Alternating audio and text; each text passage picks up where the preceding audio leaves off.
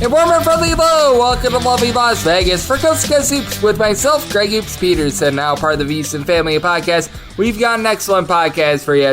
We've got another conference preview today. Been a little bit over a week since I've done one, so figured that today would be a good day to do one, as we're going to have one of our good friends aboard to preview this conference, as it is the Big East Conference preview today, and every single year I get one of the most notable men in college basketball to join me on this podcast. John Fanta is joining me. He's joining me from an airport. The guy is super duper busy because he calls all sorts of great college basketball. He's covering all these media days for college basketball. He's going to join me. We had about 25 to 30 minutes, so we did our best to be able to fit in analysis on all 11 teams. We've cut Butler a little bit short, so I apologize to you, Butler fans, in advance. I will make up for it in future days on the podcast, but we look at all 11 teams, the nooks and crannies, the changes that have been made, the transfers that are going to be coming in. Really no coaching changes here in the Big East. Obviously, a few assistants change, but we've got a lot of second, third year coaches, a lot of intrigue. So it's going to be fun to dive in on that with John in segment number 2. In the final segment, I'm getting you guys my projector finish for the Big East. And here in segment number 1,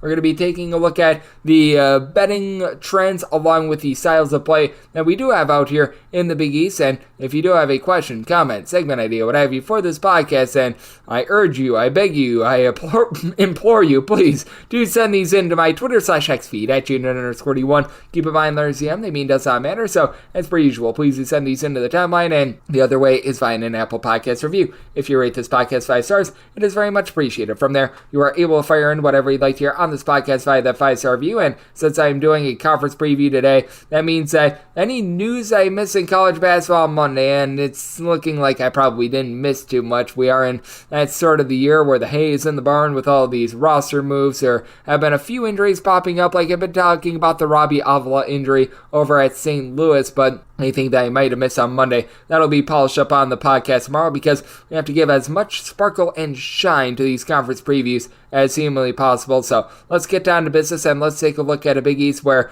truly defense is the name of the game when it comes to this conference. Now, it's not to say that this is a conference that's completely bereft of offense, as you had, I believe, 4 teams in the top 43 in terms of points scored on a per possession basis. Marquette has been a pretty rock solid offense ever since Shaka Smart took over, 43rd in the country. You saw St. John's be able to take a really nice step forward. Would like to see the defense be there a little bit more for Slick Rick Pitino's teams, but he was 36th in the country, his team was, in terms of points scored on a per possession basis, and this is something to note with St. John's as well. Even though they were 36th overall in the country in terms of points scored on a per possession basis, if you look at them in road games, they were a top 15 teams. So they actually scored more points per possession on the road rather than at home. And I'm sure that you can guess the top 2. Creighton was 16th in the country in terms of their points scored on a per possession basis. And guess who was number 1?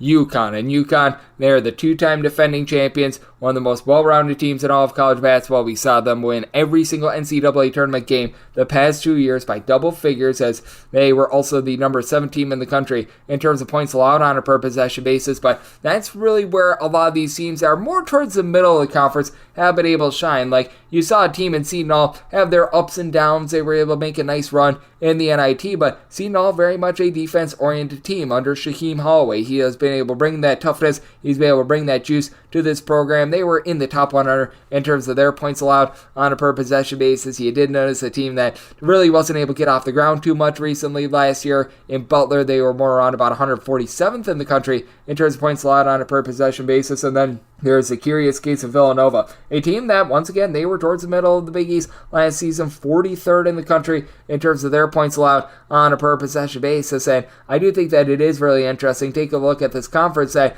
you don't really have a lot of teams that are playing at warp speed. Like, as much as we talk about UConn and their overall efficiency, UConn does so in a very, shall we say, methodical manner. I think that that's actually the right word to be able to utilize it. They never get out of control in terms of total possessions per game. UConn was 312th in the country, so it's not like they're absolutely running it and gunning it and ripping it down your throat. Marquette has been a team that has been playing a little bit faster under Shaka Smart, but Shaka Smart in his first year at Marquette, he really had things on it. We have noticed that the tempo in terms of total possessions per game has gone down in every year that Shaka Smart has been there, down to about 150th last season. Seton Hall, certainly not a team that's buzzing it up and down. They were 211th in the country in terms of total possessions per game. We have noticed that Butler has been looking to push the tempo a little bit more. They really did so last season, as they're looking in season number 3 under their current regime of Thad Matta to be able to take off here. They were 73rd in the country in terms of total possessions per game. Really, this goes back to the Jay Wright days, but Villanova, we always talk about how efficient that offense was. They were never an offense that got out of control, and Kyle Neptune has kept very true to that as well. 326th in the country in terms of total possessions per game, and that one team that's looking to perhaps make some inroads and perhaps try to be that balanced team, much like UConn, is St. John's. St. John's, when they were under Mike Anderson in that final year, they were actually one of the fastest teams in all of college basketball. They were more like 128th in the country in terms of total possessions per game last season. Then Creighton is always a team that, for the beginning part of the tenure of Greg McDermott, they were a team that was really looking to play fast. Now with Ryan Kalkbrenner, now with being able to play a little bit more ball control, and I'll call it what it is. Creighton, not necessarily a team that goes to their bench very much. That means that, you know what, you don't want to tire out your players too much. They have been a middle-of-the-road team in terms of their tempo the last few seasons. We saw that last year as well. There were 362 D1 teams, and they were 181st in the country in terms of total possessions per game. And then you had DePaul, who was 209th. DePaul was just absolutely awful last season, and for DePaul, I put absolutely no stock whatsoever into their numbers from last year, because with DePaul, they replaced their coach. They replaced pretty much every single player that played a minute last year. So the only thing that is the same with DePaul this year from last year is a name on the front of the jersey, and perhaps the color scheme that they've got. The fact that they are still known as the Blue Demons, that also stays the same. And then Georgetown, who went through a coaching change last offseason, they slowed things down a little bit, as well as they were 235th in the country in terms of total possessions per game. And not to be lost as well, Cam English did a good job with that Providence defense. Providence about 164th in the country in terms of total possessions per game. That's very much on par with about how quickly they were playing under the Ed Cooley regime, and thought that it was very interesting that Ed Cooley just did not get Georgetown to play defense last year. 349th in the country in terms of points allowed on a per possession basis. That was very much less than savory. Meanwhile, that Providence team, they were actually 37th in the country. So clearly is a little bit more of a defense-oriented conference, a conference where you do notice a lot of teams very much willing to pull up from three-point range, and that leads to just a lot of intrigue and a lot of fascination when it comes to what you get in terms of the totals market. As in terms of the totals, even though you've got a lot of teams that they like to take the threes, because these teams are very much lower tempo, they're not really looking to push tempo. You had a lot of unders in the conference last year. Your top two teams to the over were St. John's and Georgetown, going 18 and 14 to the over, and in the case of St. John's, 18 overs, 14 unders, and throwing their push as well. DePaul had 17 overs, 15 unders, and then Creighton, 18 overs, 17 unders, and then from there you had a bunch of teams that were profitable to the under. Xavier and Seton both had an equal amount of overs and unders, and Xavier's another team that they had to slow things down a little bit last season, bringing back Zach Fremantle along Jerome Hunter. We're going to talk about this a little bit more with John Fanta. You should be seeing a little bit of a different form of them as well, but the team that was really able to lead the way in terms of unders. How about Villanova? Villanova had a rough time on offense last year, but the defense was still there under Kyle Neptune. And for them, 23 unders to 11 overs last season. It was not the number one team in the country in terms of the under, but it was one of the best ones, as here are the teams that had a higher under percentage last year than Villanova: Long Island, Rutgers, Southern, Duquesne, Vermont, and Marist. Those are not teams that you expect to be having company with Villanova with, but that's where we're at. So it certainly has been a little bit of a flipperoonie in terms of the way that we view this Villanova unit. And then when it comes to some of the other teams that were able to cash you a bit of money on the under as well, you had Marquette, 22 unders, 15 overs. You could tell that they were really trying to generate turnovers, and that defense was very on point. UConn just did a good job of being able to put teams into a lockbox. 23 unders, 16 overs, and a push. Butler, 17 unders, 13 overs, and 2 pushes. Providence, 19 unders, 15 overs, and a push as well. And in my opinion, you actually saw things iron out a little bit in conference play, because a lot of these teams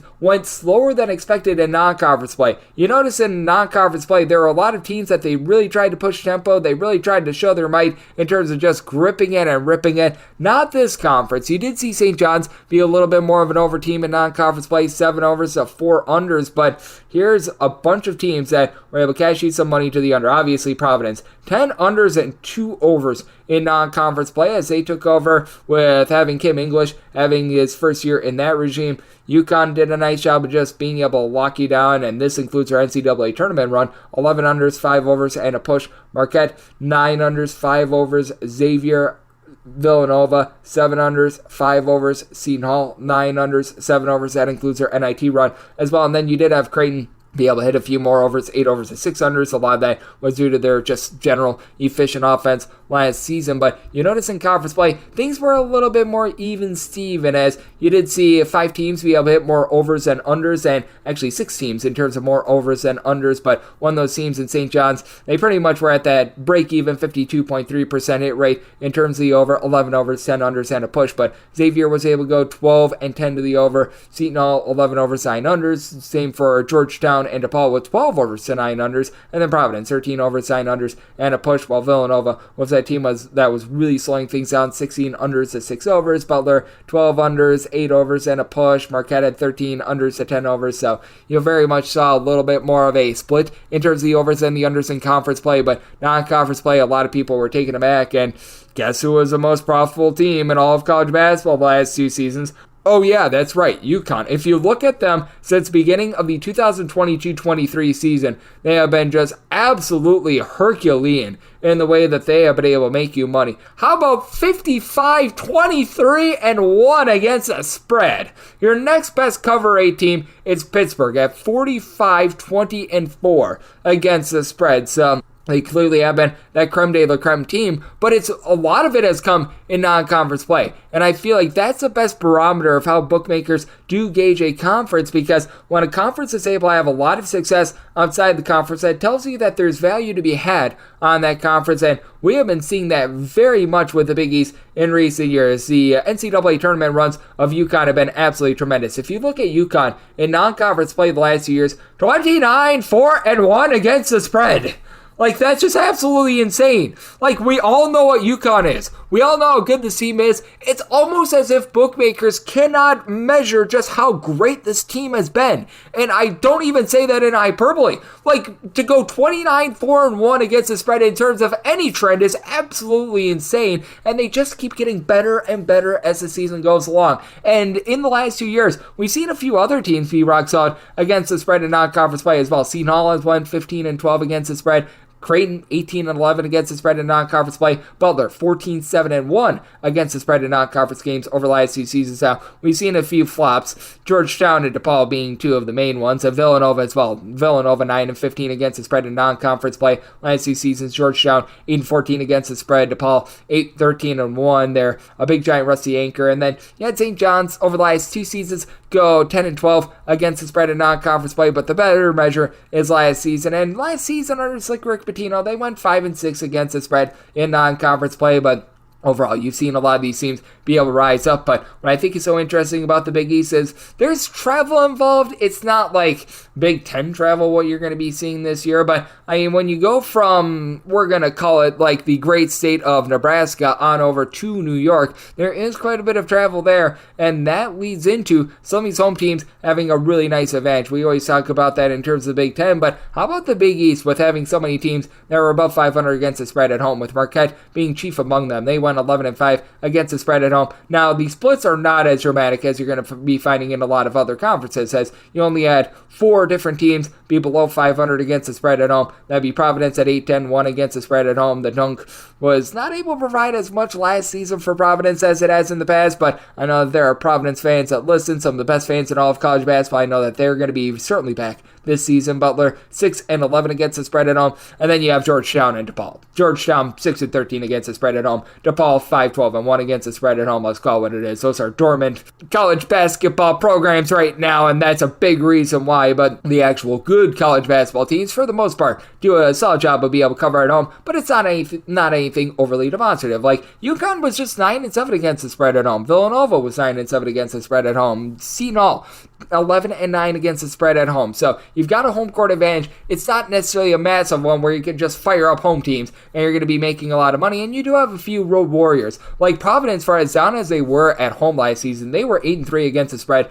on the road. You saw Creighton go 8-4 against the spread on the road. UConn 7-4 against the spread on the road, as a lot of their games were neutral court games because they play in those non-conference games. They play in those like exposés, like the Gonzaga game that they played last season, technically a non-conference game. I don't know how one team travels 3 time zones over and another team travels about like 10 miles, but you know what? It was a non-conference game. But St. John's 6-5 against the spread on the road, and the teams that had a little bit of tough time, Xavier and Villanova, went 5-7 against the spread on the road. Seton Hall, they went 5-7 on the road, and then DePaul and Butler, they were 5-6 against the spread on the road. So the splits, I mean, you've got a little bit of advantage for these home teams, but it's not anything demonstrative. What I think is very interesting about this conference, though, is that favorites reign supreme. Only 2 teams hit north of 50% of their games as an underdog. Providence was 7-5 against the spread as an underdog.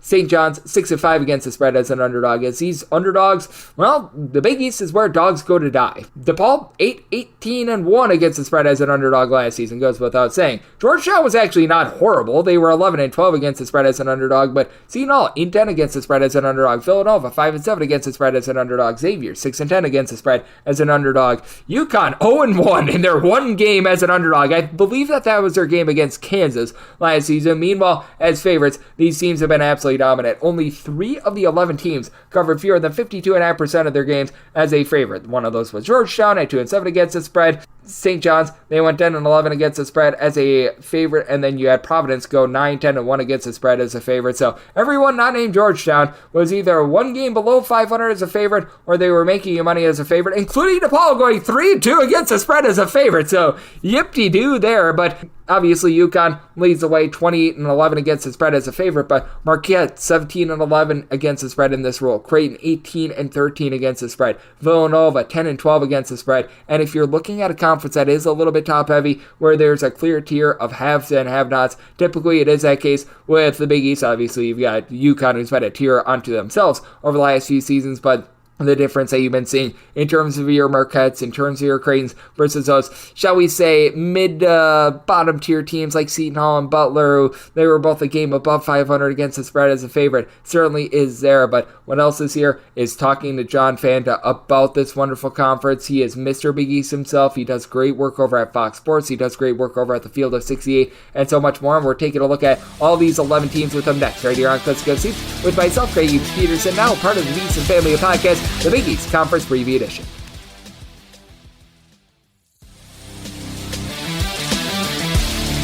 And we're back here in lovely Las Vegas for Hoops with myself, Greg Hoops Peterson, now part of the Beats and Family Podcast. This is a Big East Conference Preview Edition, and it's our annual tradition, getting John Fanta aboard. He is Mr. Big East College Basketball. He's doing amazing work over at Fox Sports, doing some written work for them, but you're hearing him as one of the best play-by-play men in the game, doing an absolutely amazing job, taking a look at all 364 teams in college basketball. I know that he does great work with the Field of 68, and hey, he's getting involved in some playoff baseball as well, as I know that he loves everything about Cleveland sports. You're able to follow him on Twitter /checks at his first and last name, John_Fanta, all together. And John, always a pleasure, my friend. Thank you. Hoops, it's great to be with you. It means that the season is fast approaching, or we're within the season. I know that we both love this time of year. Of course, October baseball is about to arrive. We got a taste of it with the Mets and Braves. That first game of the doubleheader was absolutely riveting. And just a reminder of how awesome October baseball is. And it reminded me, I really think there's 2 particular events that deliver an unmatched type of drama, whether you're a fan of a team or not. March Madness and October baseball. We're about to start another journey to March. And I think that it's going to be a fascinating year with a ton of national storylines. But out of the Big East, the top storyline in that league and in the country is, can UConn and Dan Hurley do something that only John Wooden and UCLA can say they've done? Absolutely. And I will throw this in here as well. John coming to us from an airport, as I believe that he is getting set for a whole bunch of different media days. So this man is very, very busy, but he's always kind enough to join me on this show. And how about if we start right there? Because with UConn, they are going for the three-peat, and this is going to be a different looking team. You no longer have Cam Spencer. You no longer have Tristan Newton, but Adam Haney, one of the bigger impact transfers in all of college basketball. they're going to be looking to some different guys down low. But we know this, Dan Hurley, in my opinion, just like players can turn a corner, he has by far turned a corner as a coach. Like, I mean, he has went beyond turning the corner as a coach. He has become the man when it comes to college basketball. How do you view this new look UConn team and their chances of being able to not just repeat, but perhaps just win the conference in general? Because as we know, the Big East is going to be very competitive this year. I think that Connecticut is absolutely a top 5 preseason team in the country. They've earned that right, Hoops. When you win back-to-back national championships, I'm done with any form of doubt. And I know some people might put them 6th or 7th, but I'm going to tell you right now, it's so hard to do what they've done. They are 43-3 in their last 46 games, 37-3 this past season, 6-0 in the NCAA tournament, then in 22-23. 43-3 as the program. You know, it's impossible to argue against that. And when you look at their team heading into this year, what are the keys? Well, key number one, can they be able to replicate the type of play that Tristan Newton gave them the last couple of years? Now, not one person's going to do that, but they're going to rely on Hassan Diarra, who is a 5th-year guy, a veteran guy, who transferred in from Texas A&M and has been very good for them. They're going to rely on Aiden Mahaney, one of the big transfer portal ads of any program that we saw in the offseason. Mahaney was highly sought after. They got him from St. Mary's. Alex Caravan's going to be super steady and a Big East Player of the Year candidate. Liam McNeely, the freshman, I think is going to make an immediate impact. McNeely was recruited by Mike Woodson, dropped out of Indiana and decommitted from Indiana, asked out of his NLI, signs with UConn. And that is a huge get because Hoops, I've had him at Peach Jam. I've had him in EYBL action and the Jordan Brand Classic. McNeely is beyond his years mature, terrific sharpshooter, makes the right plays, makes the right reads, great IQ. The key for me with UConn, if there's one concern, it's the 5 slot. It's what happens at center. The last 2 years, they've dominated on the glass. They've been amongst the best teams in the country in rebounding margin and as good as anybody in offensive rebounding. So I want to see, can they get production at the 5 consistently? It's been Adama Sanogo and Donovan Clingan 2 seasons ago. Last season, they had Clingan and Samson Johnson. Now, Greg, can Samson Johnson be the main guy with Michigan transfer Terrace Reed? If those two can form a tandem at the 5, I don't see Connecticut slowing down because I think Diarra is ready to be the main man at point guard. I really do. I like this team. I think they're stacked with talent. Yeah, they've got some things to figure out, but don't sleep on Jalen Stewart and Solomon Ball, a pair of sophomore guards who will get more of an opportunity. UConn, if they have shooting, that offense is like poetry in motion. McNeely, Caravan, and company will be able to make shots. And if Diarra can just be himself and Mahaney compliments him well, the Huskies can 3-peat. It is within the realm of possibility. And we know that for UConn in the last 2 NCAA tournaments, nobody came within single digits of them. The last real game that they played was against St. John. So how about if we go with them for this next team as they bring in some big-time players? As I absolutely love the fact that they stay within the conference. They bring in Kadari Richmond, coupled with that, Davion Smith to be able to fortify that backcourt. It just feels like, I'm not sure if you agree with me, this just feels a little bit more like a Rick Pitino team than he had last season. I felt like they should have been in the NCAA tournament last year, and I think that they are going to atone for that and then some. I agree with you. I do think that this team fits Pitino more. I think the key for them, Hoops, is their shot-making ability on the perimeter. They bring in a guy who shot 40% from 3 last year in Davon Smith, coming over from Utah. Now can he be able to have that type of efficiency? Kadari Richmond, 22-23, he shot about 40% from 3. Last year, he was around 26-27%. Hoops, when people play off Richmond and dare him to shoot, will he be able to deliver? Because that's going to happen. People are going to dare him to shoot. They're going to dare Smith to shoot. St. John's plays a chaotic style, Hoops. What you don't want if you're Rick Pitino is for that to cause chaos on your own offensive end. You want to make sure that you're getting high-quality looks. I think this team has good wing play. You know, I think that R.J. Lewis is going to be ready to have a big year. He does have to stay healthy. That's very important. I love the get of Aaron Scott from North Texas. I expect Brady Dunlap to make a sophomore leap. And I think guard Simeon Wilcher might be the X factor of the team. This was a guy that was going to go to North Carolina, ends up at St. John's, 4-star recruit, really talented. Do we see him step up here in year 2? The question, much like UConn, does it sound familiar? What happens at the center position? Hoops, last year we went in the year and we said we don't have to worry about that with St. John's. They have Joel Soriano. This year, it's Zubi Ejiofor and USC transfer Vincent Iwuchukwu. Can they step up and deliver at the 5? If they do, this team doesn't have any holes, and Richmond could be a Big East Player of the Year candidate and an All-American caliber player.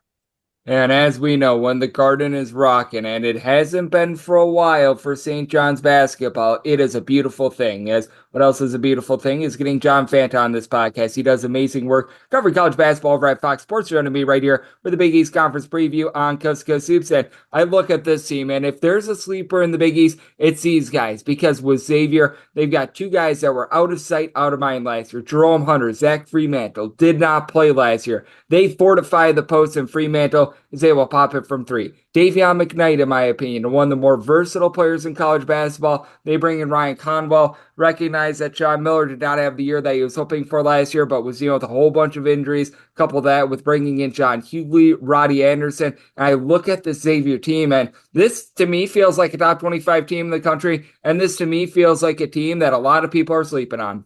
I agree. I think they're a top 20 good team in the country. And if there's a takeaway from your listeners to this podcast, is that if you can buy on Xavier now, whatever those futures might be, I don't play as much as you're advising on, but I would. I think that Xavier can be a Sweet 16 Elite 8 level team, Hoops. I really believe it. Davion McKnight, bringing him back to lead the way in the backcourt. I talked with the Xavier staff over the offseason. They said he's taking a leadership role. He understands the system now. He's ready to be the leader. I thought last year, as good as Quincy Oliveri was, it felt like him and McKnight were trying to figure out who was the alpha or how things were working. Oliveri had a great year. What Sean Miller did is he said, you know what? I've brought in Sule Boom. Sule Boom became an All-Big East player. I brought in Quincy Oliveri. Quincy Oliveri became an All-Big East player. So he goes and gets Ryan Conwell from Indiana State, and he gets Dante Maddox from Toledo. Those are quality transfer ads, guys who are ready for the Big East level. I think that what you think of Xavier depends on what you think Zach Fremantle and Jerome Hunter will be. Remember, John Hughley, getting him was a really, really nice addition. And they weren't done there. They did a very nice job in the transfer portal. They brought in Traore as well. I think that this is a Xavier team that is going to have a big bounce back year. Would you bet against Sean Miller 2 years in a row? I know I wouldn't. I like the Musketeers. I think they could finish second in the conference. By the way, if you're looking at those futures between 65 and 75 to 1 for them to be able to win the title, right around about 25th in the country with that regard. So I'm with you there. And when it comes to this team, I do feel like there's a few questions, but I do like what was brought in by Seton Hall. Garway Duell is going to be coming in from Providence. Upside guy that I do need to see it to believe it there a little bit, but like the addition of Scotty Middleton, you got Dylan Adiwusu, who's going to be back from a season ago. He has spent a lot of time in the Big East. We do have some question marks down low with Yassine Toomey coming over from Evansville, but how do you take a look at Seton Hall and a team that is coached by a guy in Shaquille Holloway that always gets the most out of his teams on the defensive side of things? Really tough, hard-nosed, Jersey style. Seton Hall, I believe, is a sleeper to make the NCAA tournament. I think if the Big East gets 6 bids, I have them with 5, Greg. We'll get to that at some point. If they get a 6th, which is entirely possible. Last year, they had a down year in terms of bid accumulation, and we know what happened. There were a bunch of bid stealers. The Mountain West had an outlier season in terms of the sheer number of bids that they had with 6. And so it seemed like Seton Hall lost out. I know they lost a lot. Their only major contributors that they bring back are Dylan Adewusu and Isaiah Coleman. But Shaheen Holloway is a masterful coach. I think he's one of the young rising stars in the business. Scotty Middleton comes in from Ohio State, was a 4-star recruit out of high school. Seton Hall looked at him hard. He ended up at Ohio State. I think now Middleton takes off under Holloway. You bring in Yassine Toomey from Evansville, a guy who I think could average around a double-double in this Seton Hall system and will deliver good rebounder, plays fierce, plays intense. Garway Duell from Providence. Hoops, if you see this guy on the court, you're going to think, what a body, what a frame, physical. They got to get it to translate to basketball and make him, just make him a steady contributor for this team. Prince Aligbe from Boston College, Chauncey Jenkins from Old Dominion, and don't sleep on Emmanuel Okafor from Louisville. That was a good transfer pickup late.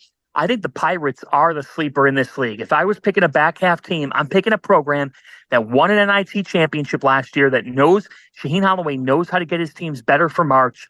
I'm not sleeping on the Hall. I think that they are the team in the back half of this league. They're going to get picked 7th, 8th, or 9th, but I do not think they finish there. They showed last year when they beat Connecticut and they beat Marquette hoops that they are a pain in the you-know-what to play. So don't sleep on Seton Hall. I think that people will. But, we'll get to some of these other teams. I'll tell you what I don't like about some of the other teams in this league. I do think the Pirates are plucky. Yep, absolutely. If you look at the talent on paper, you might not think that they're an upper half of the Big East level team, but Shaheem Holloway always gets the most out of them. And when it comes to this bunch, they've got one of the best players in the Big East. There's no question about it. That'd be Providence. They bring back Bryce Hopkins. Sadly, he had his season cut short due to injury, but the question becomes, without Devin Carter, that do-it-all sort of player, how do they fill him from there? Because they've got Jabari Abdul-Rahim, someone who I feel like is pretty rock solid. You bring in Jaden Pierre as well. I think that he can do a solid job in the backcourt as well, but a little bit of a question mark with regards to Providence. And again, I think that comes down to what can the guys around Bryce Hopkins provide? Yes, and what does Bryce Hopkins provide off a really, really rough ACL injury? I was at the game when he got injured. That was brutal to watch, and you just wonder, will Bryce be the same? It took Justin Moore time to get back to his fully normal self, if he even ever got back to that in terms of the hops, in terms of the leaping ability. Here's the thing with Providence. Two things. Number one, can Jaden Pierre be the point guard in this team and a good one for this team? Devin Carter did so much for Providence last year. He basically played the 1 and the 2 positions simultaneously. So I think I look at Jaden Pierre now as a junior. Can he step up and be consistent? Wesley Cardette from Chicago State, a bucket. You said it. Jabri Abdur-Rahim, being able to get him from Georgia, that was a great pickup, and I really like Jabri, and I like his ability a lot. Bensley Joseph, they got him from Miami. He knows open floor style. He knows pace. He knows offense under Jim Larinaga. Kim English wants to run. Kim English wants shooting. The question, Chris DeSandico at center, transferring in from St. Joe's. Another transfer who's leveling up to the Big East. Can DeSandico handle it okay? I like Rich Barron. I think he's an X factor off the bench. I really think Justin Fernandez is not getting talked about because he missed last season with an injury. Keep an eye on Fernandez. Came over with Kim English from George Mason. English loves him. He loves the intensity that he plays with. Providence has depth. So you said, what happens around Hopkins? Here's one good piece of news. It's not like they're relying on 1 or 2 guys to supply that depth. They really do have an 8 or 9 man rotation. Yep, they certainly do with Wesley Cardette coming in. I think that that's going to be big as well. As joining me on the show, we've got John Fanta, who does great work over at Fox Sports, joining me right here on Coast to Coast Hoops. And this team is nice and easy to evaluate because Marquette really doesn't bring in any transfers. They pretty much brought in one since Shaka Smart took over. That'd be Tyler Kolek, but here's the bad news. They don't have Tyler Kolek anymore. Now they do have Cam Jones. They've got Stevie Mitchell. They've got so many guys who have been rock solid for them. Even Ben Gold, the guy that is 6'11", is able to pop it from 3. But I think the big question is, without the heart and soul of this team and Tyler Kolek, which we got a sample size of that towards the back half of last season, how do they look without that main man, without replenishing via the transfer portal? That is a great question, and it's quite the case study for Shaka Smart, who has gone against the grain.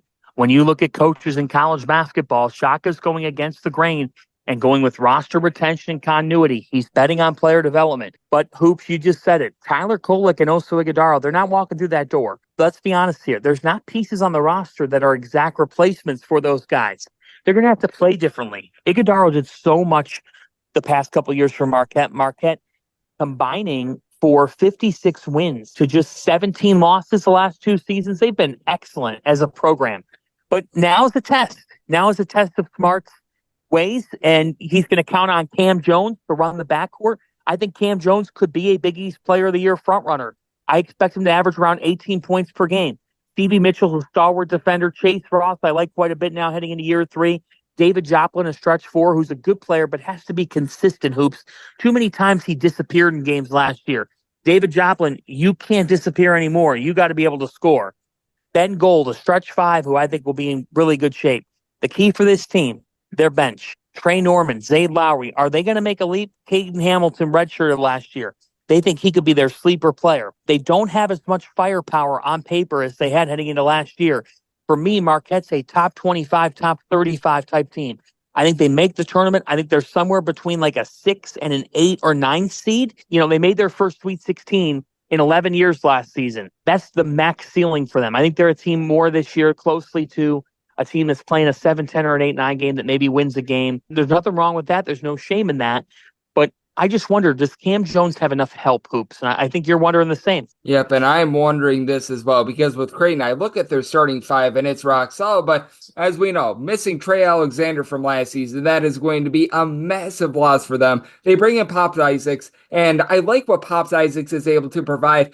I do have a little bit of question mark as to how that fit is going to be. And the biggest thing with Creighton, and I feel like this has costed them the last few years, depth. They have not really looked at anyone off the bench. As a result, they don't really force any pressure. They don't really force any turnovers. Ryan Kalkbrenner is going to be one of the best low post players in college basketball. Steve Ashworth knows what that he is doing in the backcourt. But is that lack of depth going to catch up with Creighton this year? I think is a big question mark. I agree. I think that's going to be an interesting question to answer, but I like this Creighton team, and I will pick them second in my preseason poll. As convincing as Xavier is, I still like Creighton. This is the Creighton program that's made the second weekend of the NCAA tournament 3 of the last 4 years. Stephen Ashworth will be their anchor. He will be their point guard. He will be their leader.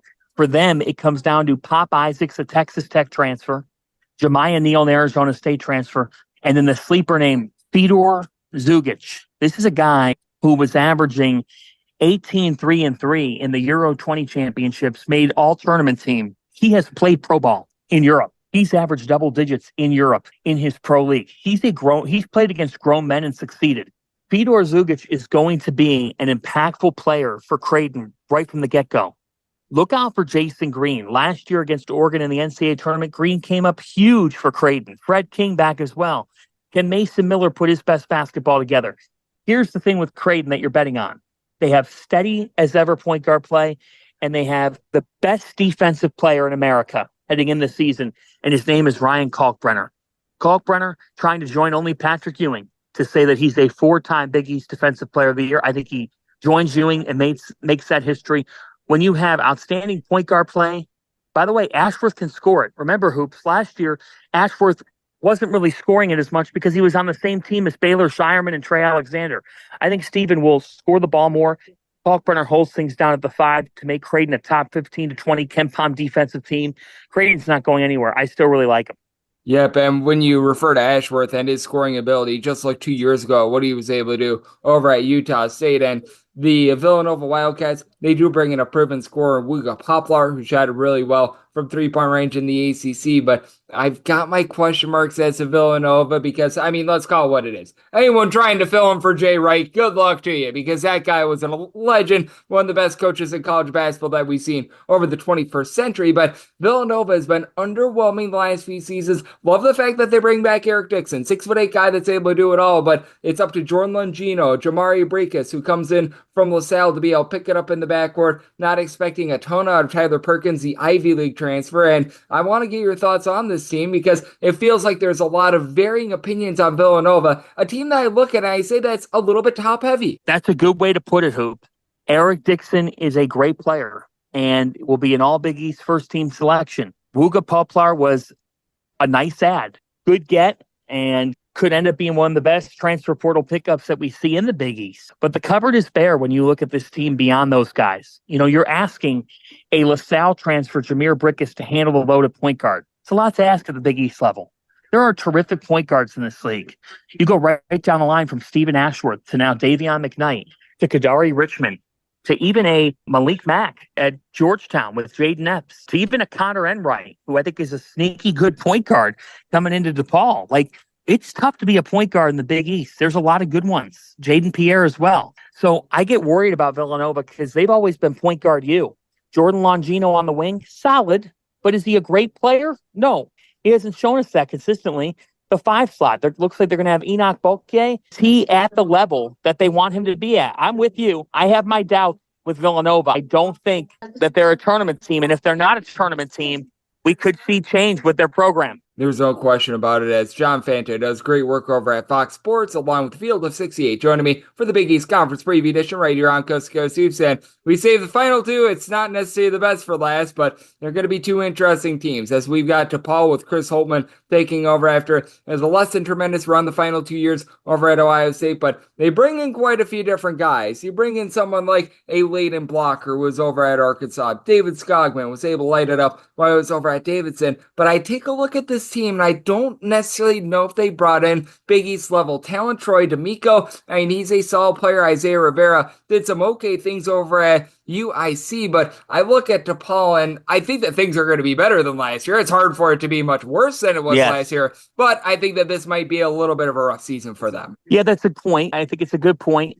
I still think DePaul is deserving of being picked last in the Big East preseason poll until they prove otherwise. But they will be better. And I think they get to double-digit wins this season, not Big East wins, overall wins. Just because Chris Holtman, he did bring in shooting, and he's got a really good coaching staff between Brian Mullins and LaVall Jordan, guys who have been head coaches.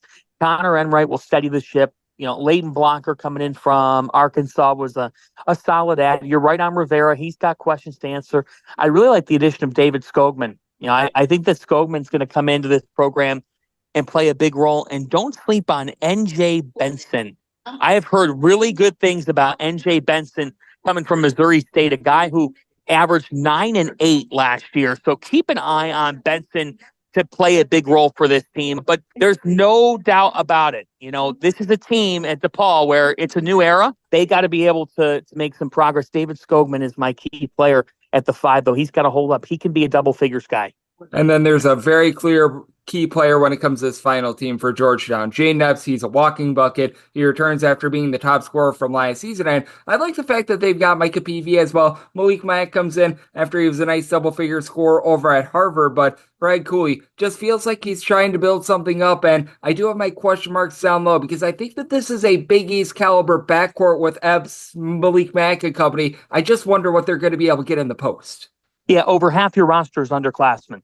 So it's hard, you know, when you're that young. This is the last COVID year. Cooley's investing in recruiting high schoolers. You're right. Malik Mack, Jaden Epps, Micah Peavy should form a nice three-headed monster. Georgetown will take some steps forward. Like you said with the DePaul hoops, it's hard to be worse. I mean, they went 2-18 in the Big East last year. I think this year they're more like a 6-14 team. Maybe they get to 7 wins, but that means other teams are going to lose. So you also don't want, if you're the rest of the Big East, you don't want that bottom to be too good in league play because it could hurt teams resume-wise. An X factor is Jordan Burks, a guy coming in from Kentucky. Can Ed Cooley get the most out of him? Thomas Sorber could be a Big East Freshman of the Year candidate. Sorber's a Philadelphia kid who's tough, hard-nosed, physical, kind of fits that Nate Watson type mold that we saw from Cooley in his last couple of years. You know, he had an ability to really, Khalif Young comes to mind as well under Cooley, big men who flourish. Thomas Sorber can be that, you know, down the road. But right now, they need Drew Fielder to take a step as a sophomore because you can't have Sorber do everything. Last year, Fielder got overwhelmed. He was soft. He didn't have the body yet to compete at the Big East level. Georgetown, too young to do anything major. NIT for them would be, a smash hit of a season just to get some sort of postseason. But I think they fall short of that. And I think the Hoyas are still a bottom 3 team in this league until proven otherwise. No disagreement here, and I'm sure nobody's going to disagree with this when I say that you're a national treasure, John. You do such a great job taking a look at this wonderful game of college basketball. So we'll give you the floor here. Let the good people at home know it's all on tap for you and how people can follow along on social media and other platforms. At John, JOHN_Fanta, F as in Frank, ANTA, and Hoops, I'll even do you a solid here. Butler, our one team that we didn't hit, Jameel Telford and Pierre Brooks, tough, hard-nosed wings. But for Butler, Kobe King, a Tulane transfer coming in and playing point guard, that's a lot to ask. And I question Butler at the center position. I don't think they have enough down there. Yep, absolutely. They do have Andre Screen, the 7-footer who transferred in from Bucknell, but a very good call there by John. There is some question marks when it comes to Butler, but there are no question marks when it comes to John Fanta. Man, that does such a great job taking a look at this great game of college basketball. Joining me from an airport to be able to do this all. He's a busy man. He took out his time to be able to join me for this yearly tradition unlike any other. So a big thanks to John for joining me on Coast to Coast, now part of the VC Family Podcast. And coming next, it is that time of the podcast to give you my projector or finish for the Big East.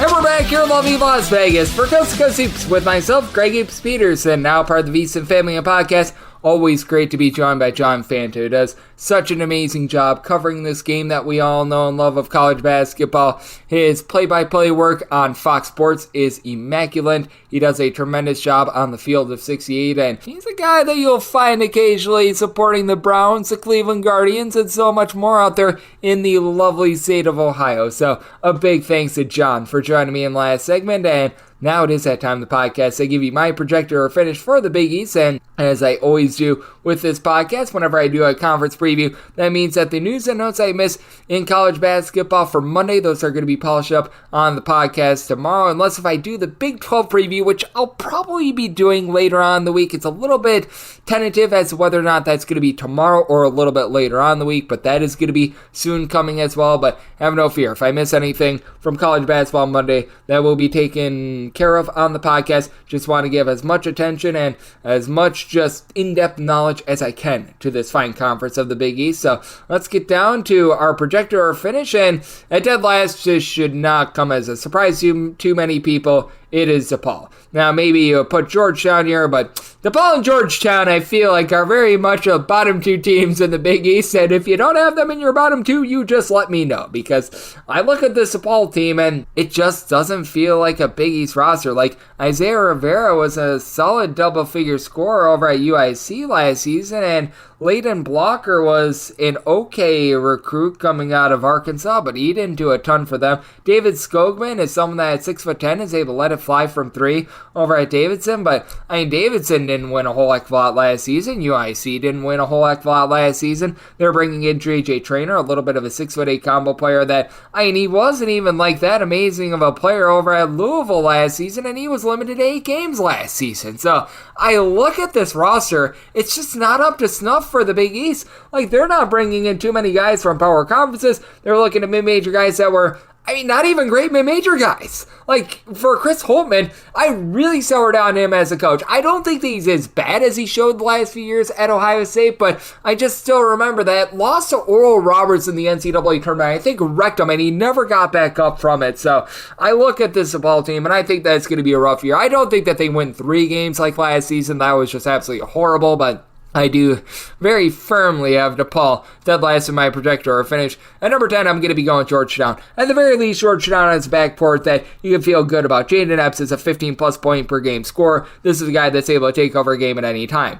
Now, the team was 349th in all of college basketball in terms of points allowed on a per-possession basis. They need to be better there, but I do like the fact that they bring in Malik Mack. Over at Harvard last year, the guy was limited a little bit due to illness, but 17 points, 4 boards, 4.5 assists. He's able to give you a little bit over a steal per contest. Harvard was an okay defense as well. They had their issues towards the middle part of the season, but at the very least, you've got something to be able to build off of there. Micah Peavy is someone that I like as well. For Mr. Peavy, he comes in after spending the last few years out there in the great state of Texas. He was able to, over at TCU, put up 11 points per contest. TCU, typically a relatively solid defense. Not a guy that's going to go out there, light it up from 3, but at 6'7", he's able to give you a little bit of facilitation. He was able to give you about 2.5 assists per contest last season. I have my massive question marks down low because they're going to be looking to someone like a Thomas Sorber as a freshman to be giving you some minutes. Drew Felder is probably going to be giving you some minutes, and this is a very top-heavy team. Like, they really need Curtis Williams, who's coming over from Louisville after he didn't necessarily do a ton for them to be able to step up. I feel like you've got like 3.5 guys for this team that are relatively good contributors, and then after that, it's anyone's guess, and this team was just absolutely decimated on the boards last season. I think that is going to be the case once again this season, but at the very least, they've got a little bit of something going in the backcourt, and I think that that's more than enough to be able to keep them out of the cellar in this conference. So at number 10 in my projector finish, I go with Georgetown. Now is when the decisions start to come in. At number 9, I'm going to be going with Butler. With Butler, I actually do like Andre 3000's screen down low, and the fact that they bring in Patrick McCaffrey, very interesting that he goes away from his father's program over there at Iowa. That does speak to me a little bit. That tells me that perhaps there's something good being built here by Thad Matta, and for McCaffrey, he's got good versatility. 9 points per game at 6'9". He's been a career about 32.5% three-point shooter, so he's able to give you a bit of something there. And for Butler, they do return 2 of their top scorers from a season ago as well, but the question becomes, how much are they going to be able to build off of last season as well? As you had Pierre Brooks do a really nice job being able to put in there about 14 to 15 points per contest, was a very rock solid 40% three-point shooter, as he had some functional three-point shooting for this team. They overall as a collective shot about 35.5% from three-point range, so that's something that you did like to see, and they really didn't take too much of a fall off in conference play as well. In conference, they were shooting about 35.4% from three-point range, but they themselves had a bit of a tough time on the glass, and that is what I know that John Fanta was asking about. Your going to need to have Andre Screen, who had about 4.5 rebounds per game, to really step up. Jalen Thomas was that top rebounder last year with about 6 boards per contest. He is not going to be back for this team, and they didn't necessarily do the world's greatest job of being able to replenish that. You have to have your questions about Jamie Kaiser, who was a very highly touted guy going into Maryland last season, and that guy just fell flat on his face. You've got Finley Bizjack, who's going to be back from a season ago. He had some nice moments last year. Not a guy that's going to be putting in there like 15 plus points per game or anything like that, but other than Screen, you don't have a lot down low. Kobe King is a guy that comes in after he was over at Tulane last season. He was solid over at Tulane, but he wasn't necessarily a guy that I wrote home about too much. I look at this Butler team, and I think that they're going to be very limited down low. I think that they get crushed on the glass, though having Jamal Telford along with Pierre Brooks, a duo that combined for north of 29 points per game, is going to be a good starting point. I just think that this is very much, once again, a top-heavy team. I feel like that's the case for quite a few teams out there in the Big East, and certainly is the case here. So I've got Butler at number 9 in terms of my projector or finish. At number 8, I'm going with Seton Hall, and I may be making a mistake by putting Seton Hall at number 8, because with Sheen Holloway, he is one of the masters of doing more with less, and I like the fact that he brings in Scotty Middleton. Scotty Middleton is not going to be a guy that just becomes a superstar. He's not going to be that guy that's going to be giving you 15 plus points per game or anything like that, but he's just someone that I think is going to be a vehicle for winning. He was able to shoot about 45% from three-point range at 6'6". He'll grab a few rebounds, he'll give you a few points, not going to be a guy that dominates the ball, but when you need him to make a play, he's going to make a stinking play. And then you got Isaiah Coleman, who I think is going to be able to take some nice strides forward after what he was able to do last season. Last season,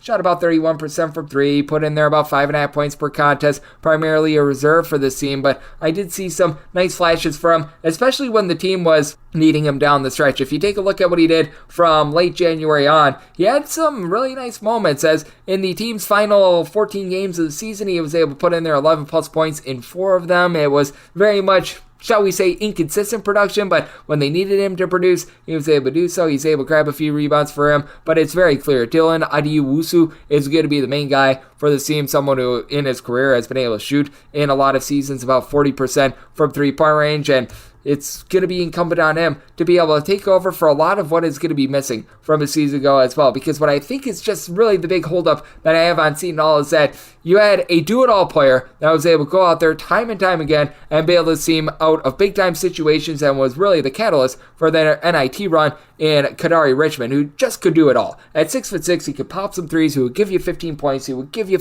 7 plus rebounds, he would give you 5 plus assists, and that very much did match the fact that they weren't necessarily the world's strongest team down low. I like the fact that they attacked the transfer portal. Like, they bring in a guy by the name of Gusty Alden, a former top 150 recruit from Wisconsin. He did not really see the floor at all last season, but I think that he's going to be able to contribute. Chauncey Jenkins, I think, is going to be able to help out down low. And then I do think that Garwari Duel, who I always get that name wrong, so I apologize if I fumbled over that, but with Duel, I feel like he's one of those guys that he can be a little bit of a do-it-all player like Kadari Richmond is, but he's not going to be a replacement for that. So I do have some hang-ups with Seton Hall. They're going to be a tough out, but I see this being a team that loses a lot of close games. So I do have Seton Hall at number 8 in terms of my projector or finish. At number 7, I'm going to be going with Villanova. Villanova has actually been able to do a pretty solid job on defense. The fall off on defense with Kyle Neptune at the helm has really not been there. It's just all about what you're going to be able to get on offense, because for Villanova, this has always been one of the better teams in terms of points scored on a per possession basis year in and year out, and ever since Kyle Neptune has taken over the program, that has not been the case. Now, they bring in a 40% three-point shooter, Wooga Poplar, that was able to give you double figures, but over there at Miami, he just was not really a leader in terms of winning. I fully recognize he was part of that Final Four team 2 years ago, but when he was one more of the main pieces last year for Miami, they went straight down the toilet bowl. That does speak to me a little bit. For Villanova, they were 151st in the country in terms of points scored on a per possession basis last year, and it's not like they were turning the ball over a lot, and now they have to look to Jamari Brickus, who comes in from LaSalle. He's able to give you 4 assists. He was a nice 15 plus point per game scorer, but are looking at him for big minutes. When I saw that they were picking up Tyler Perkins from the Ivy League over at Penn, I thought, oh, they're going to redshirt him, and he's going to be one of those guys that steps in like 2 to 3 years, and they've got a nice succession plan there. No, they're actually going to be looking at him for legitimate minutes, and I like Perkins. Perkins was rock solid when he was over at Penn last season. This is not a guy, though, that I think is going to be Big East caliber. He was able to average 13.5 points, 5.5 boards, shot 35% from 3. Like, perfect perfectly fine at the mid-major level. Heck, if you put him in like the Atlantic 10, I think that he's going to put up numbers.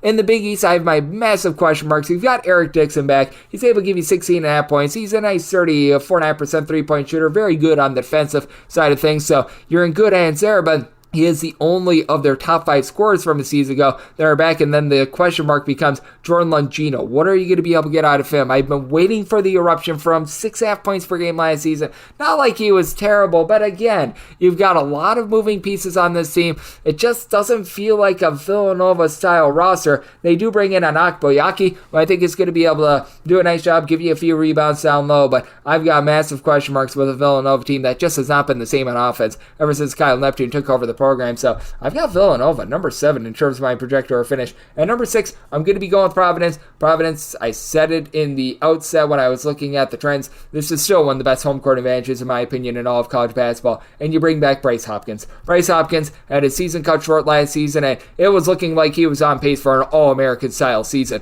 Like, Bryce Hopkins is one of the most impactful players to their respective teams in all of college basketball. Before going down last season, he was logging 15.5 points, 8.5 boards. He wasn't shooting as well from three-point range as he did 2 seasons ago. 2 seasons ago, shot 36.5% from 3 as a 6'7", do-it-all sort of combo player. I absolutely love what he brings to the table. He is going to be a guy that has his fingerprints all over this team. The question marks become the guys that come in the offseason via the transfer portal. Christ Eddie Sadonko, hopefully I said that correctly, the 7-footer that comes in from St. Joe's. He's got a little bit of versatility. He should be able to do some nice things down low for the team. I like the fact that they bring in Ben Lee Joseph as well. Ben Lee Joseph is someone that throughout his career, I feel like it's went a little bit overlooked. Joseph, I think, can go out there and be able to give this team a little bit of facilitation. At Miami last year, I will say, I was mentioning it with Wooga Poplar, it wasn't a great team, but he's able to give the team 3.5 assists, 3.5 boards. He's a solid three-point shooter, shooting for his career about 38% from three-point range. I think that he's a high upside guy as well. And then while you do lose someone in Devin Carter who was able to do a little bit of everything for the team, Jaden Pierre was very nice in that backcourt last season as well. He was able to put up 9.5 points per contest. He's a relatively solid three-point shooter, and he's a good defender as well. What a lot of people forget with Kim English is that this guy has been able to do a really good job of preaching defense. This team was 263rd in the country in terms of their three-point shooting percentage last season. I think that that's going to be a little bit better. Jabari Abdul-Rahim is someone who at 6'8", was over at Georgetown last season, has good versatility. Wesley Carded, not necessarily going to be able to improve that three-point shooting, but I mean, that was someone that was playing for Chicago State last year where they had to have him be a do-it-all sort of player. He was almost like a coach out there on the floor for Chicago State, and he was part of the just rebirth of a Chicago State team that 3 to 4 years ago, there was something on this podcast called Operation Fade Chicago State. That went to the abyss because of what guys like Wesley Carded, along with his coach Gerald Gillian, were able to do. So I look at this Providence bunch, and I do think that there's some upside here. Losing the guys like Devin Carter and company are going to be hurting, but in Bryce Hopkins,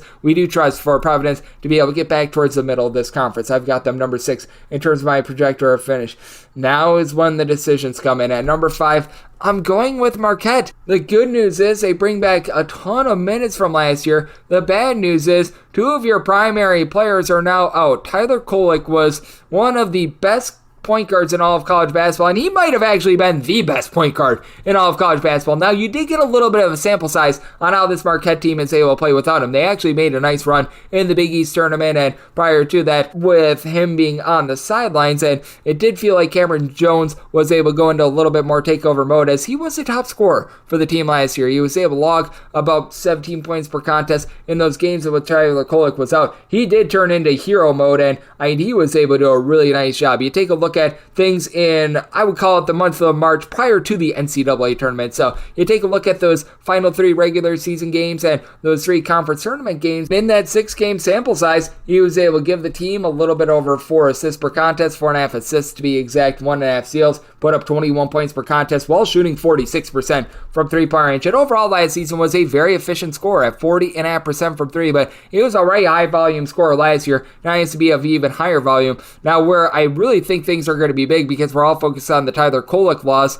Also, Ogudero was the only player over the last 2 years that really gave you north of 4.5 rebounds per game. As a matter of fact, Tyler Kolek was the only other player on the roster that gave you north of 4.1 rebounds per game last season, and that's been the issue that you've had with Marquette under the tutelage of Shaka Smart. Typically, they are in the bottom half of college basketball in terms of rebound rate. As a matter of fact, they had a big negative rebound rate last season. They were in the bottom 100 in that regard. Who's going to be able to take over down low? Because you do have Ben Gold at 6'11", but he's not too much of a natural rebounder. They bring in someone like a Demarius Owen, who has 6'8" size. He's got a little bit of versatility. They're going to really need him to step up here. And then you're going to need to get a lot, in my opinion, the X factor of this team. It's going to be Stevie Mitchell. Stevie Mitchell is a solid player last year. He was a starter that had about 9 points, 4 boards per contest, but it's not necessarily a great three-point shooter. In my opinion, he needs to take a lot of the load off of Cam Jones because he's not a three-point shooter, and 6'2", it's not like you're going to be relying upon him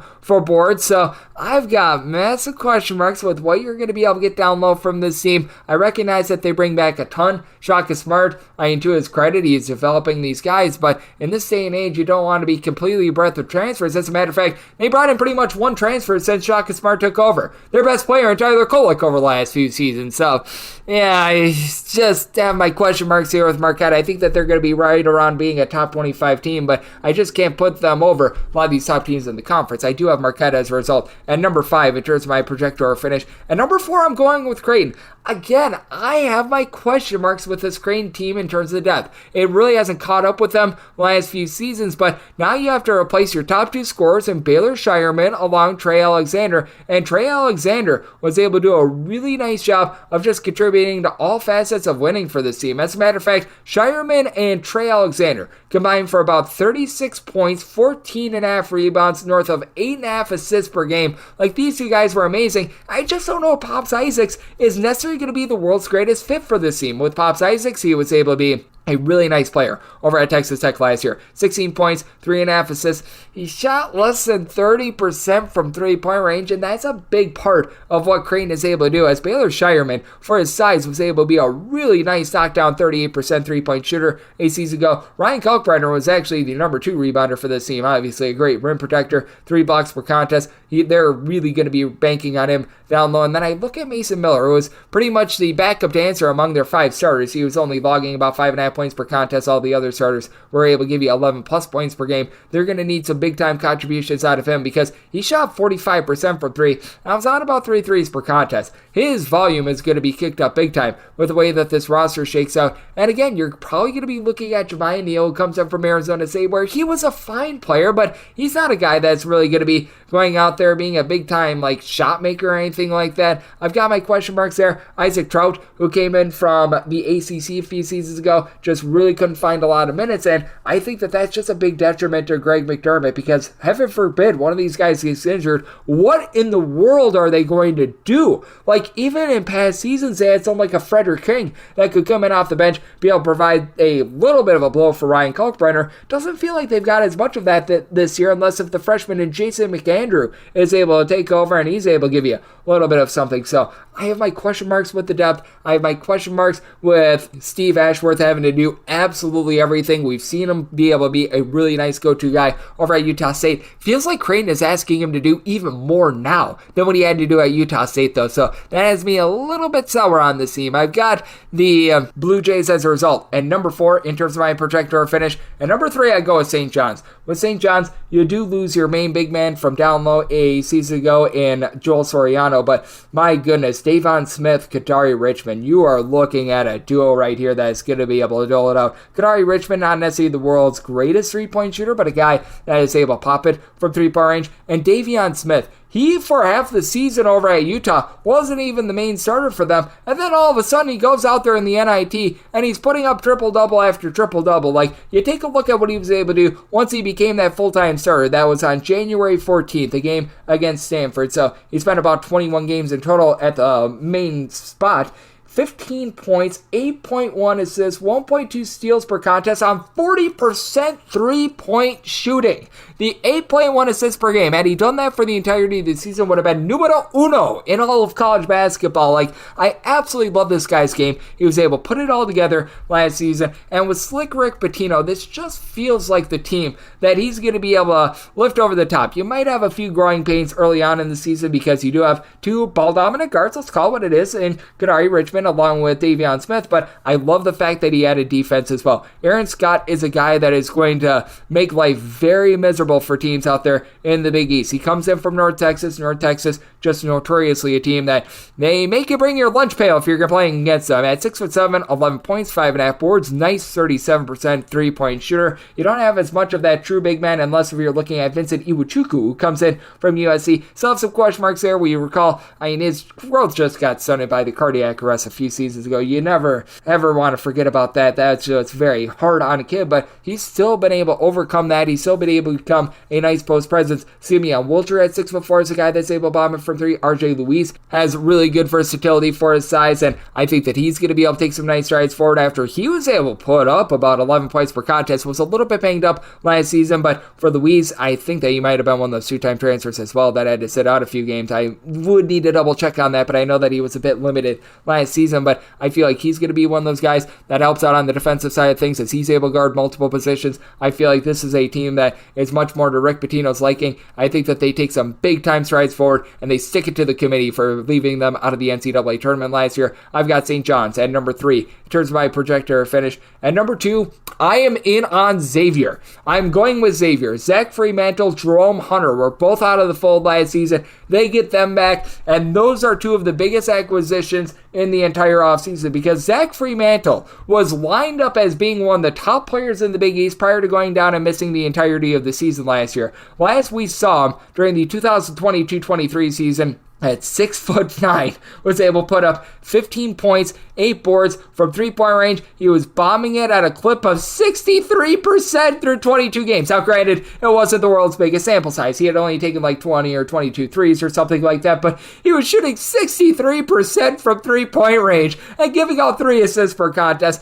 Coupled with that, when he went down with an injury, Jerome Hunter in the starter spot. He overall for the season had 8 points, 4 boards per contest, but as a starter, he was able to give you more than 5 rebounds per game, and they pair so well with Davion McKnight. I do have a little bit of a question mark as to how the three-point shooting is going to be looking for Xavier, as McKnight not as a guy that's going to be going into inferno mode and shooting north of 40% from three-point range or anything like that, but he still shot 37.5% from 3 on a little bit of a lower volume, 12 points, right around 5 assists. He's able to give you a steal and a half, a very underrated defender. I absolutely love his game. And then they bring in Ryan Conwell. I was asking where the three-point shooting is going to be coming from. This is exactly where it's going to be coming from because this guy was a sniper while he was over at Indiana State last season, shot over 40% from 3, 16.5 points per contest. I absolutely love his game. Oh yeah, and then you're able to stack that up with bringing in a guy in John Hughley who at 6'10" was able to pop it from 3 at Oklahoma last season. And must I remind you, a few seasons ago when he was at Pittsburgh, he was by far their top player there. They bring in Dante Maddox. Dante Maddox was one of the top players in the MAC last season. He's able to give you 15 plus points per contest.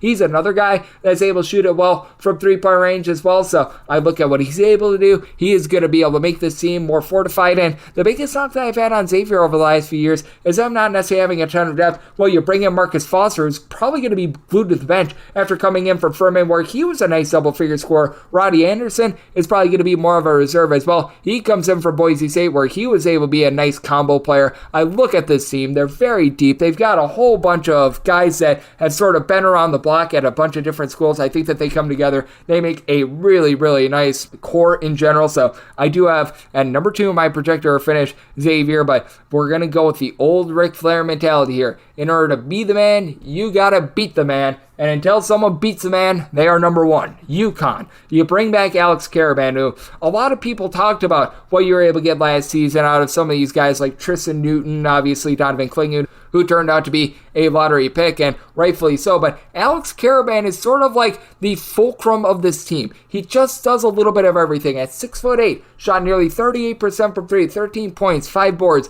He, in my opinion, was the most unsung hero of those last 2 titles. Now, the question becomes, how big of a lead leap can Hassan Diarra take? Because Adam Haney comes in after he was a nice double figure scorer over at St. Mary's, obviously a good defender. St. Mary's year in and year out, one of the top defensive teams in all of college basketball, but he wasn't necessarily that guy that was doling out a whole bunch of assists. You're going to need Hassan Diarra to be able to do that, and I think that he's going to be able to do so. He was highly touted coming out of high school. Obviously, spent a lot of time on the bench for UConn over the last few seasons, but he had his moments last year where he was able to give the team about 6 points per contest. He's a functional three-point shooter. That came along for the ride after his first 3 years at the college basketball level, shot below 33% from three. He was able to shoot about 35.5% from three-point range. He's one of those developmental guys I think is going to be able to lend nice production on the offensive end while still being a rock-solid defensive player. Liam McNeely is someone I look at that is going to be able to do a nice job of being able to contribute for this team as well. At 6'7", he's able to do a little bit of everything, and Terrace Reed was like the only guy on that Michigan team that did not quit last season. He was a nice rim protector. He was able to give you a good effort. Unfortunately for him, things were just all sorts of weird for him, but I also look at Samson Johnson.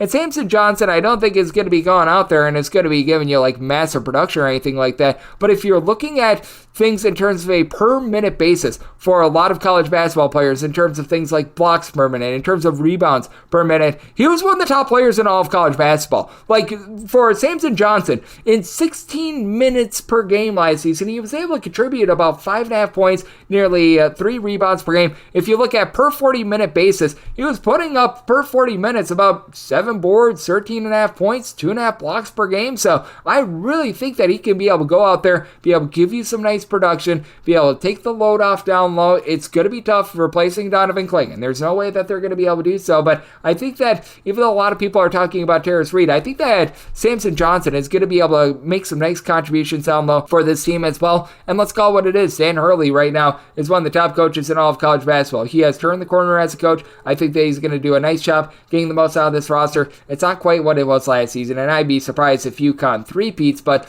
I do think that they are still the big bad wolf and the team to defeat in the Big East. I've got UConn number 1 in terms of my projector finish, and that'll wrap things up for the Big East Conference Preview Edition right here on Coast to Coast Hoops, now part of the VSiN Family Podcast. A big thanks to our good friend John Fanta, who does amazing work taking a look at this landscape of college basketball, doing an amazing job on his play-by-play work over at Fox Sports. He joined me in the last segment. If you do like hearing from this fine podcast, Coast to Coast Hoops, you're able to subscribe wherever you get your podcasts, Apple Podcasts, Google Play, Spotify, Stitcher, and TuneIn. If you have a question, comment, segment idea, what have you for this podcast, you have one of two ways we offer those in. First one is my Twitter/X timeline at Gina_D1. Keep in mind, letter CM, maybe does not matter, so as per usual, please do send these into the timeline. Other way is via an Apple Podcast review. If you rate this podcast 5 stars, it is very much appreciated. From there, you're able to fire in whatever you'd like to hear on this podcast via that 5-star review, and I'm coming at you guys every single day on this podcast, regular season and off season, so I'll be back with you once again tomorrow. Thank you.